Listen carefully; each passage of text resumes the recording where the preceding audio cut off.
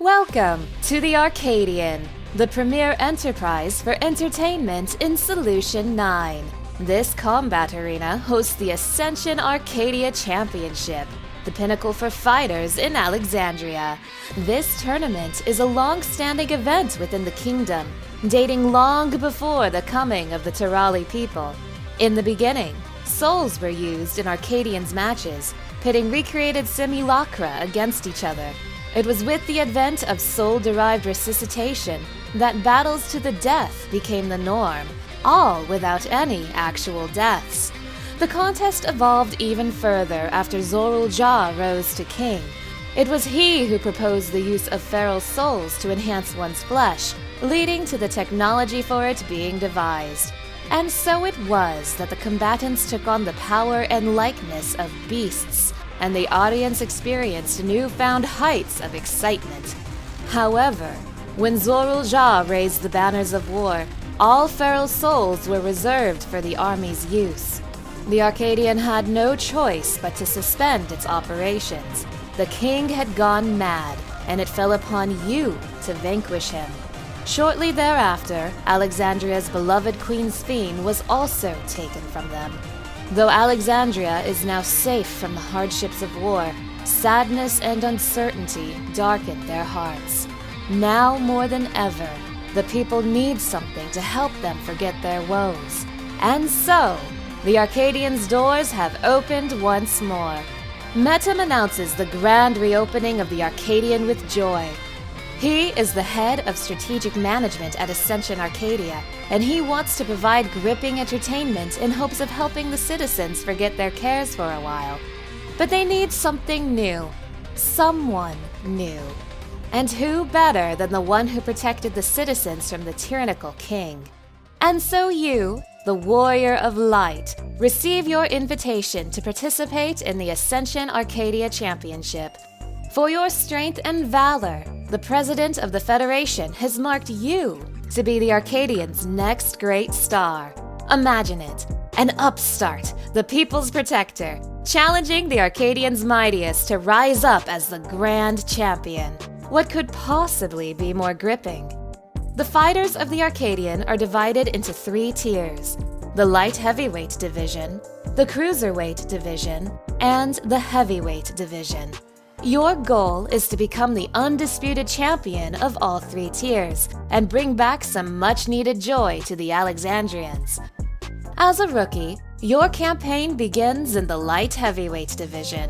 Your rivals are all soul shifters, those who use the souls of feral beasts to alter their very forms through their regulators. The Arcadian has its own repository of feral souls, which their fighters utilize in battle. You, however, don't use a regulator. Even when you faced Alexandria's king, you didn't rely on souls of any kind. Be that as it may, it would be unfair for you to compete with naught to balance the scales. Fortunately, the Arcadian has the souls of former champions within its storage, the very same souls used since the organization's beginnings.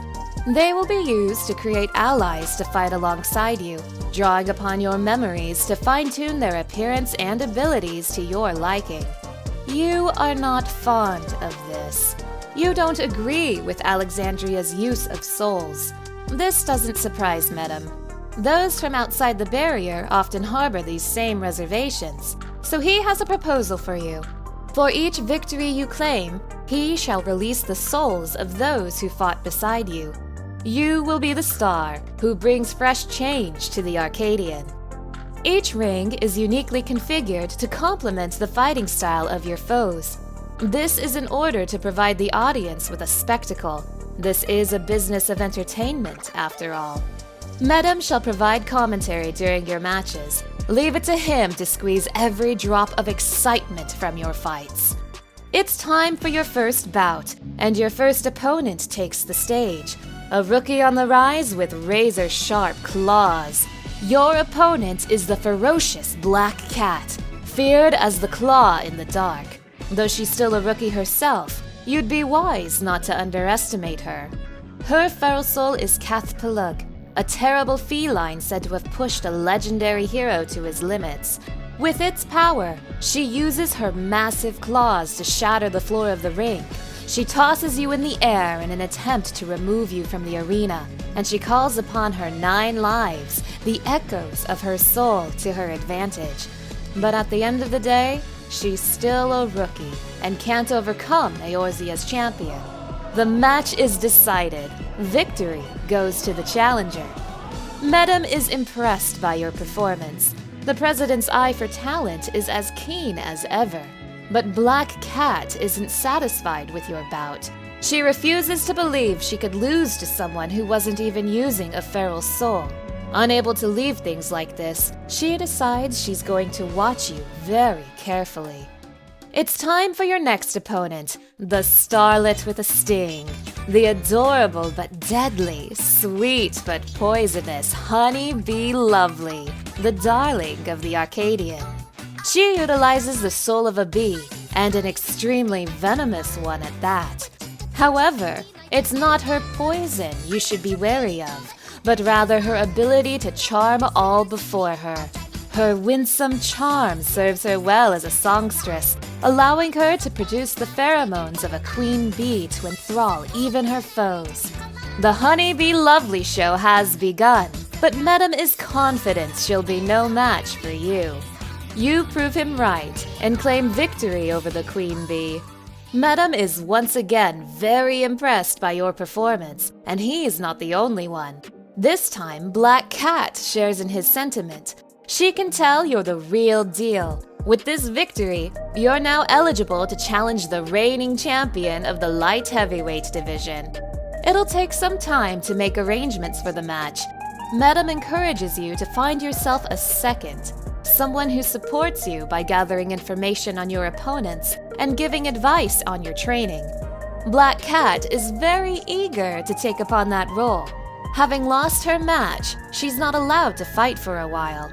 But above all, she wants to see the person who defeated her defeat everyone else too.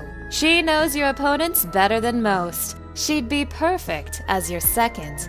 You agree to have Black Cat in your corner, and she introduces herself proper.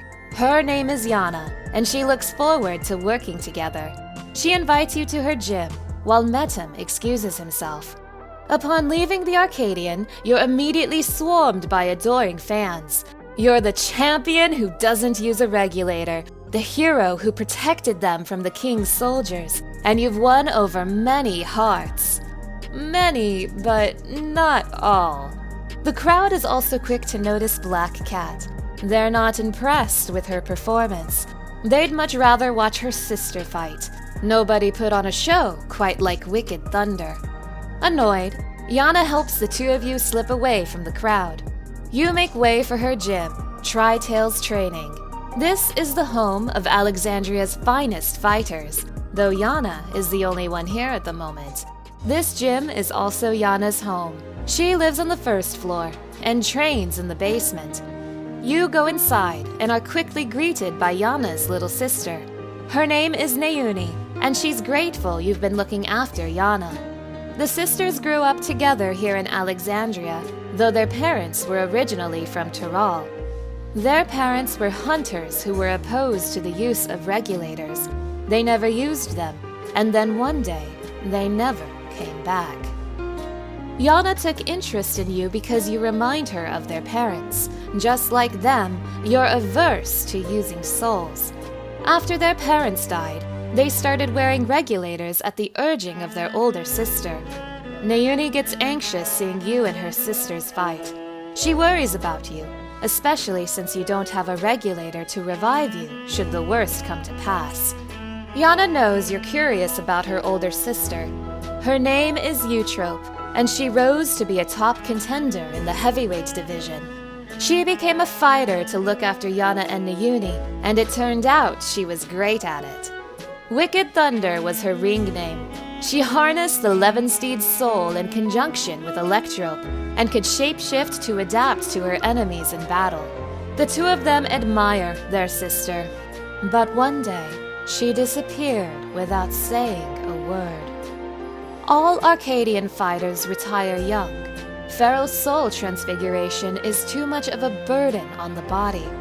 Those who fight to the age of 20 are immortalized in the Ascension Arcadia Hall of Fame. This comes with the privilege of moving to the luxury residences on Everkeep's upper level, where they can live out their days in comfort. Eutrope was close to being immortalized, but she threw that all away when she vanished. That's enough reminiscing for now. Your next match is about to begin. It's time to head back to the Arcadion.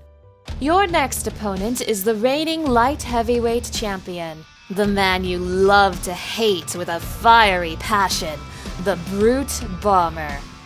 He uses the might of the Bomb King to ignite all he touches, and he's a dirty fighter. He'll do anything and everything to win, rules be damned. He powers himself up during your fight with a drink he snuck in and attacks the referee that tries to stop him. But even he is no match for you, and you blow him out of his own ring. Congratulations! You're now the light heavyweight champion. A ceremony is held to celebrate your victory. The crowd goes wild as you enter the arena, but Brute Bomber isn't satisfied. He challenges you again, taking his feral form once more, and charges right at you. But before he can reach you, he's struck down by a bolt of lightning.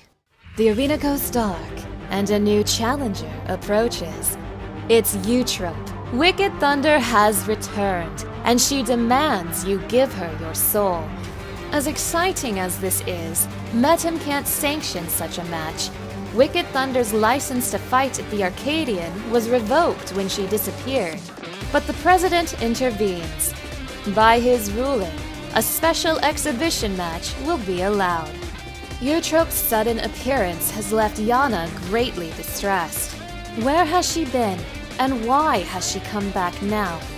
As a former heavyweight fighter, Eutrope is more than a cut above everyone you've faced thus far. But Yana reckons you're far from outmatched. Eutrope is her sister, but Yana is your second.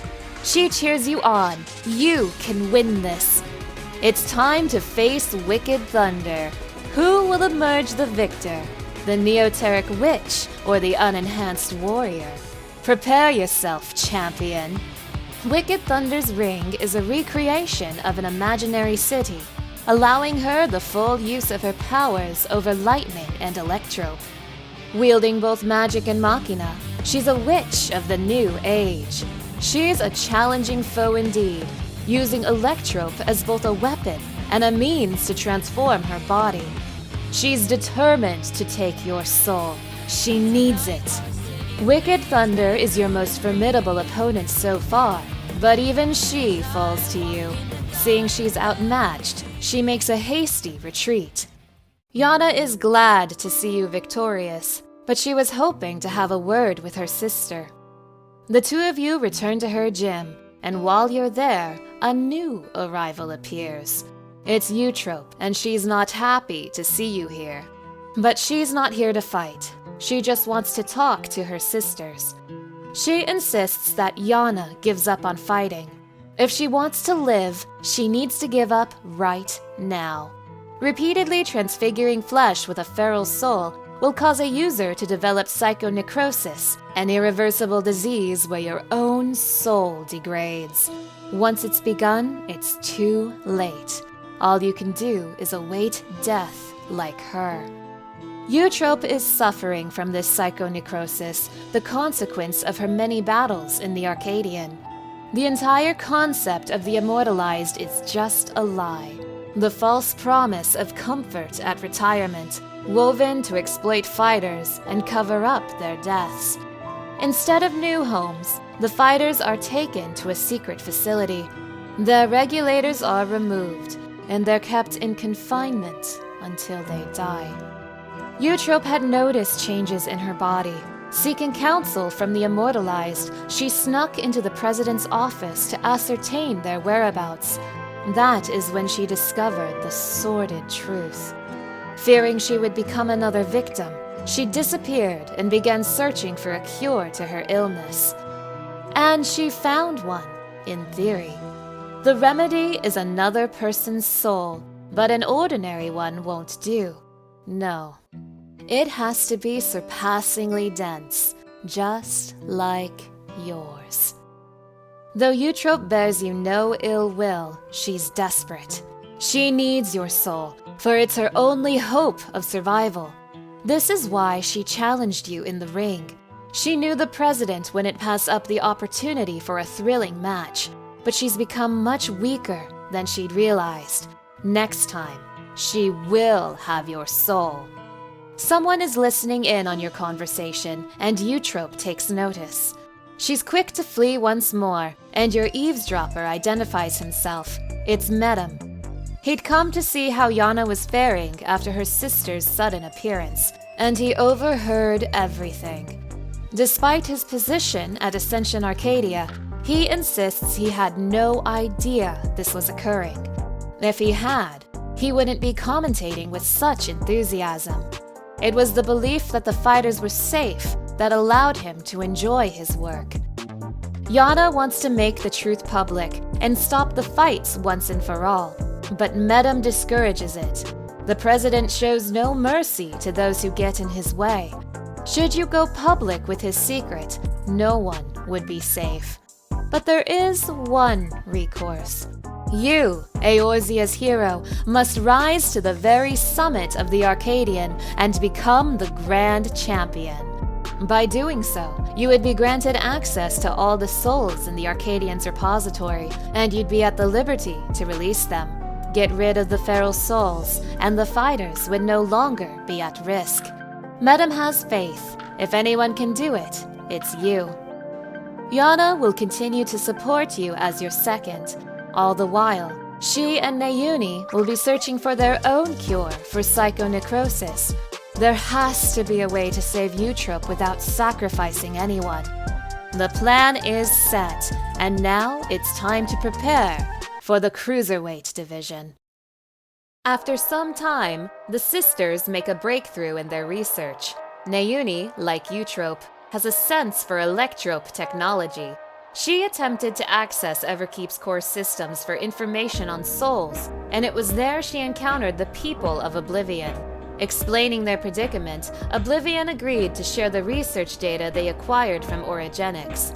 Though the data was difficult to parse, Nayuni managed to find some relevant information. The Alexandrian military was well aware of psychonecrosis, having used feral souls within their army. They had developed a method to identify the presence of the affliction. Regulators are designed to monitor the state of the wearer's soul.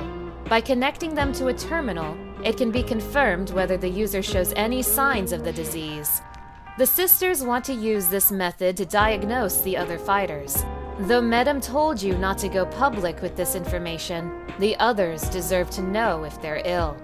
To avoid the president's ire, Yana proposes to only test the fighters that you've already bested in combat. As they're barred from fighting for a time, it wouldn't have an immediate impact on the championship. The first person you reach out to is Honeybee Lovely. Yana is quite close to her, and she soon comes at her call. This revelation about psychonecrosis scares her, and she fears she might be sick as well. Thankfully, Honey's soul shows no signs of degradation. She's relieved to hear the news, but worries for Yana's health as well. Eager to prove herself, Yana had utilized feral souls numerous times while training. Though she doesn't show any symptoms yet, she's on the threshold of developing the disease. Yana suggests that neither of them use feral souls again, putting an end to their Arcadian careers. Honey is quick to agree. Her bouts in the Arcadian were all so she could bask in the adoration of others, and she can't do that if she's dead. She'll look for another avenue to apply her talents, and she assures you she will succeed. With Honey informed, you set out to contact the Brute Bomber. He's unlikely to come if called, so the three of you decide to visit him at his home. Upon entering, you walk in on a shocking sight. The Brute Bomber is joined with a Hetsaro man, the two of them playing with several small kittens. The two men appear to be friends, with one teasing the other. Yana awkwardly fills you in. That other man is the champion of the Cruiserweight division, and Eutrope's ex. This makes things difficult. You can't reveal the truth about psychonecrosis with him here. It's then the two of you are finally noticed. The brute bomber is furious and demands to know why you're here. The other man, however, is not quite as aggravated. He introduces himself as the Howling Blade, and he looks forward to meeting you in the ring. He notices you staring at his bare head and tells you he doesn't make a habit of wearing a regulator. His parents didn't believe in using them, and he had a similar upbringing as Yana and her sisters. He only uses a regulator when fighting in the ring. The Howling Blade and the Brute Bomber have known each other since childhood. They both struggled to find work and got up to all kinds of mischief together. Their life likely would have carried on like that if it wasn't for the president of Ascension Arcadia. He took the two boys in, and they owe everything to the Arcadion and its president. His business done, the Howling Blade takes his leave, bidding you farewell with a friendly smile. Now alone with the Brute Bomber, you inform him of everything. He is outraged by this revelation. The president couldn't possibly be behind such a horrible thing. The results of his examination are dire. His soul is already showing signs of psychonecrosis. Brute calls it nonsense, despite showing visible signs of the disease. Yana tries to convince him to retire. The only way to prevent his condition from worsening is to stop fighting. But he won't have any of it, and he demands that you get out of his sight. Every word of your confrontation reaches the eavesdropping Howling Blade. You've done what you could, and leave the Brute Bomber be. Two people are now confirmed to be suffering from psychonecrosis, but you must put that on hold for now. Medub contacts you, informing you that the Cruiserweight matches are about to begin. It's time to return to the Arcadion. You're soon met with your next opponents, a young Shitona man popping a bottle of champagne, and a small Milala woman drawing graffiti on the green room floor. They've both seen you fight, and they're eager to face you. Cruiserweight fighters utilize more potent souls. You best be fully prepared. Your first opponent in your Cruiserweight campaign is the verdant reveler Dancing Green. He's a shameless playboy who loves partying the night away. Even his Arcadian bout is treated like a party. Using the soul of a terrible toad, he gains heightened physical prowess and seamlessly incorporates dance moves into combat. Victory will come down to how well you ride the rhythm. You go with the flow and show that party animal you have moves of your own. Victory in hand, you ride that momentum towards your next rival, Sugar Riot. She's a fighter who lives and breathes art. The ring is her studio and reality her canvas. Before coming to the Arcadion, she was a graffiti artist, responsible for most of the graffiti scene in Solution 9. By injecting herself with the soul of a deadly pudding, she's able to concoct special paint that can cause actual changes to reality. Fighting is a medium for her art. Her imagination is boundless, and you must take care not to be overwhelmed by what she throws at you. You manage to overcome her challenge and continue on your way to the top of the Cruiserweight division. Now that you have some time before the champion match, Yana wants to tell Dancing Green and Sugar Riot about psychonecrosis right away. With Nayuni's terminal in hand, you invite the two of them back to the green room and tell them all. Luckily, neither of them have manifested the disease yet, but they're both dangerously close to doing so. Just one more feral soul injection could push them to the brink. You encourage them to stop fighting in the Arcadion. Dancing Green's heart was no longer in his performance, and Sugar Riot takes this as a sign to go back to her roots. They both agree to retire from the ring. Like Honey, these two have other places to employ their talents, but the Brute Bomber and the Howling Blade aren't so lucky.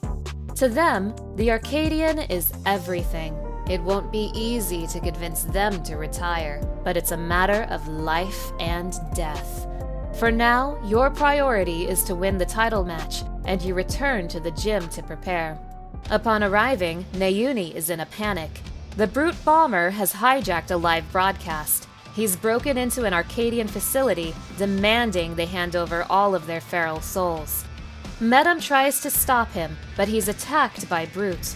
Grabbing hold of the camera, Brute demands that you, the unstoppable upstart, meet him at a demolition site. He will have his rematch, and this time he's intent to destroy you. Yana is incredibly frustrated by this new turn of events, but something isn't right here. The Brute Bomber's ring persona is all an act. This is why he's allowed to keep fighting, despite seemingly breaking the rules. Every action is just a part of his show. Using multiple feral souls, however, is expressly forbidden due to the extreme danger it poses. It will warp your flesh irreversibly, potentially killing you.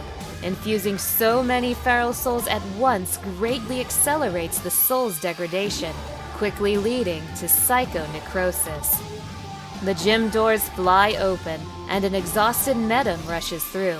He's frustrated that you've ignored his warnings. Because you told the Brute Bomber about the disease, he ended up taking matters to the President, who denied everything. Brute believes in the President. He was instructed to inject multiple feral souls for the President's sanctioned grudge match. Everything is going according to the President's script. He wants to get rid of you, and is using the Brute Bomber to do so. Though Medem begged Brute to heed the dangers of such an act, he refused to listen to him. The President's orders are absolute. If you want to become the Grand Champion and release the souls in the Arcadion's repository, you have no choice but to follow through with this fight. You are chauffeured to the demolition site where your challenger awaits. Cameras are at the ready to film the grudge match. The Brute Bomber is the vile Heat, the most heinous, most despised fighter in the history of the Arcadion. He fears nothing, and he doesn't care about the rules. He'll do whatever it takes to win. He injects himself with all those feral souls. The chimerical fiend that stands before you is the Brute Bomber no longer. He's become a feral beast set on destroying you, the Brute Abominator. His mind fills with rage as he attacks. As the fight carries on, his rampage destroys the demolition site around you. But through much strife, you take the beast down. All those feral souls have taken their toll on him, and tragically, he dies at the end of your battle. The President cuts the broadcast the instant the match ends. He will not reveal this terrible side of his entertainment. One of the Brute Bomber's kittens runs towards the fallen fighter, but the arena is falling apart. Rubble plummets from the ceiling, nearly crushing the poor kitten. But the Howling Blade intercepts just in time. He approaches the Brute Bomber's body and sheds a single tear, promising to join his friend soon. The Howling Blade has been suffering with psychonecrosis for a while now, but he didn't understand how serious it was until he overheard your conversation with Brute. He started suffering bouts of dizziness at the same time as Eutrope, not long before she disappeared without a word. He realizes now that she's been searching for a way to fight her fate, but he's accepted his. The Howling Blade has only ever found joy in the Arcadion. His fighting persona is everything to him, just as it was for his friend. If the price for that is to die from psychonecrosis, he will gladly pay for it when the time comes. The President wastes no time covering things up. He's already retrieved the Brute Bomber's body and announced that he's retired with his defeat. You decide to return to the gym, and it's there that Yana realizes Nayuni is missing. She tries to locate her with the terminal and is surprised to find she's outside of Everkeep. She's never gone off without a word like this. Something isn't right. You track her down in East Yoselani, and Yana is quick to scold her. Nayuni apologizes for the trouble. Eutrope had asked her to meet out here, but she still hasn't come. It's then that Eutrope reveals herself. This was a trap. You've been ambushed. Eutrope takes the form of Wicked Thunder and readies to attack. Yana pleads for her to stop, but her words fall on deaf ears. Deciding to take action, Yana takes the form of Black Cat and fights back against her sister. The two of them hold nothing back, but Eutrope has weakened and soon reverts back to her regular form. She falls to the ground, exhausted. Yana has always thought it was strange that Eutrope would try to take another life to save her own. But after everything she's learned, she finally understands. Eutrope isn't trying to save herself. She's trying to save the man she loves. Eutrope reveals that every fighter in the heavyweight division is suffering from psychonecrosis. They were all saved by the president in some way, so they all continue to trust him. The Howling Blade is no different. He'd rather remain at the Arcadion than be with her. For this reason, Eutrope decided to act alone. If her friends were determined to fight until they died, then she'd find a cure, no matter the cost. Suddenly, Yana wails out in pain. That last battle was too much for her. She's come down with psychonecrosis. She knew this might happen, but she had to stop Eutrope. Nayuni is frustrated with her sisters and tells them there's no need to fight. She's found a way to save everyone without needing to take your soul. Through the research logs she obtained from Oblivion, she was able to find something called the regeneration factor. It's a force stimulating the body's natural attempt to repair itself. In the distant past, Lindblom's scientists had developed a stimulant to enhance their soldiers' regeneration factor, and this is what you need to save the suffering fighters. Though the formula for the stimulant has been determined, the exact details were not mentioned. More investigation will be required, and Nayuni needs Eutrope's help. Eutrope expects no forgiveness for what she's done, but she is truly sorry. Her exhaustion catches up to her, and she collapses to the ground. The three of you take her home so she can rest. Her psychonecrosis is quite severe, and she needs to stay still until she can be treated. Yana wants to convince the Howling Blade to retire and save himself for Eutrope's sake. But how can you convince a man who's determined to fight until he dies? Yana has a plan. You'll confront him on a broadcast and challenge him to a wager. Whoever loses the title match will be forced to retire from the competition. With everyone's eyes on him, the Cruiserweight champion will be hard-pressed to refuse, and even the president would have to let it go ahead. You reach out to Honey for help. She hosts her own broadcast, and you can use it to ensnare the wolf. You catch the Howling Blade by surprise and issue your challenge. He has no intention of retiring, but with so many eyes on him, he realizes that his reputation is at risk. Fighting is his purpose in life, and if you would have him wager that, it's only fair that you do the same. You both agree to these terms, and an exciting title match is on the horizon. For everyone's sake, and Brute's memory, you must see to it that you send the Howling Blade into retirement. The Cruiserweight champion uses the soul of Fenrir, the legendary wolf. Before becoming a fighter, he was a hunter known for his unparalleled skill with the blade. His slashes are as devastating as they are fast, and you'll need to stay on your toes at all times. The apex predator of the Cruiserweight division won't be an easy opponent.